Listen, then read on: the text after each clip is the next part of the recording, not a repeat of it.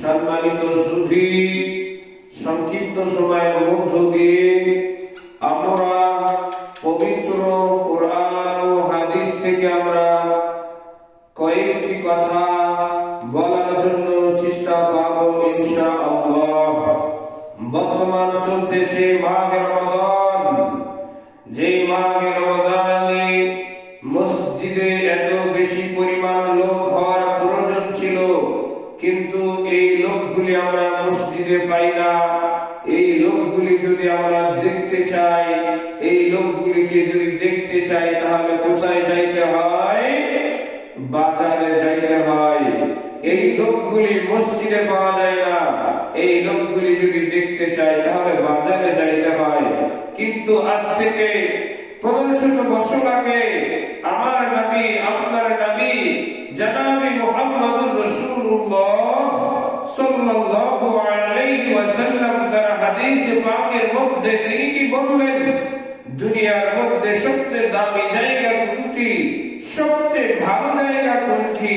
সবচেয়ে খারাপ জায়গা কোনটি? পয়গম্বর বলেন, وقال رسول الله صلى الله عليه وسلم أحب البلاد إلى الله مساجدها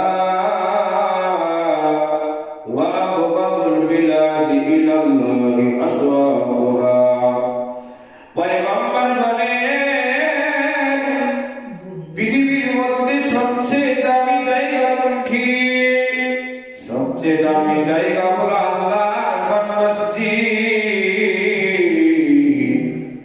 পৃথিবীর মধ্যে যত রকমের দামি বালাখানা দেখো না কেন মুসলমান, যত রকমের পাঁচতলা বিল্ডিং দেখো না কেন,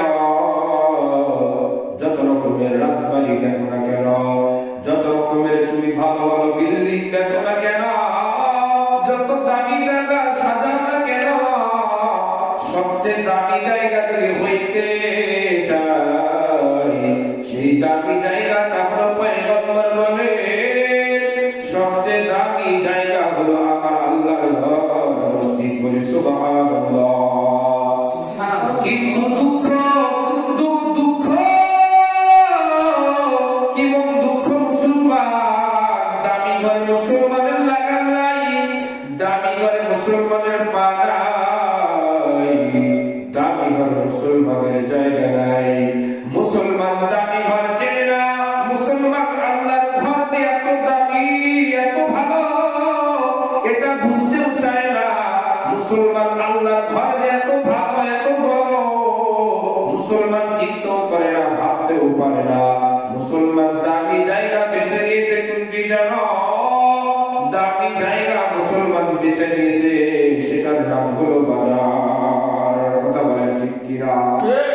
মসজিদে তারাবির সময় হুজুর লম্বা কায়েম ধরে, লম্বা সূরা পড়ে, এই হুজুর ভালো নয়, এই হুজুর পাল্টাও। বছরে বছরে হুজুর পাল্টায়, মাসে মাসে হুজুর পাল্টায়, কিন্তু মুসল্লি মাসের মধ্যে একটা মাস যে উড়াগে তারাবির সালাত সহ ফরজ সালাত আদা করবে, এক মাসে রুটিন রমজান মাসের শুরু থেকে নিয়ে রমজান মাস যে 30টা রমজান, এই 30টা রমজান যে মুসল্লি ঠিক মতো আদা করলো না, এই মুসল্লি ঠিক মতো নামাজ আদায় করলো না, 10 দিন কইরা পরে 30 দিনের মধ্যে 3 দিন পরে আবার এমন মুসল্লি আছে 15 দিন আদায় করে। ও মুসলমান, এই মুসল্লি 30 দিনের মধ্যে এত দিন গাবি দিল, আর ইমাম সাহেব এর মধ্যে যদি একটা মাসের জন্য পড়াতে গিয়ে, একটা মাস পড়াতে গিয়ে তারাবি যদি একটা দিন ছুটি নেয়, একটা দিন যদি না পড়ায়, তাহলে ইমাম সাহেবকে হটাও, ইমাম সাহেবকে বাতিল করো, এরকম স্লোগানে আমাদের মসজিদ কম্পিত হয়ে যায়, মসজিদের বাস্তে হয়ে যায় যে ইমাম সাহেবকে হটাও। কিন্তু আমি এতটুকু কথা বলতে চাই যে রমজান মুবারক মাসে যেই মুসল্লি নামাজে আসে, আবার আসেও না,